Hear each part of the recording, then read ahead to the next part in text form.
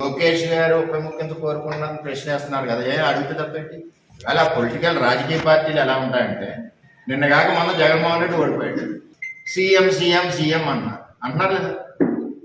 మన దగ్గరికి వచ్చాడు జగన్మోహన్ రెడ్డి ఓడిపోయిన నెలకో 2 నెలలకో వరదలు, మరి సీఎం సీఎం అనలేదా? రమణకపేటలో అక్కడ అన్నారు లేదా?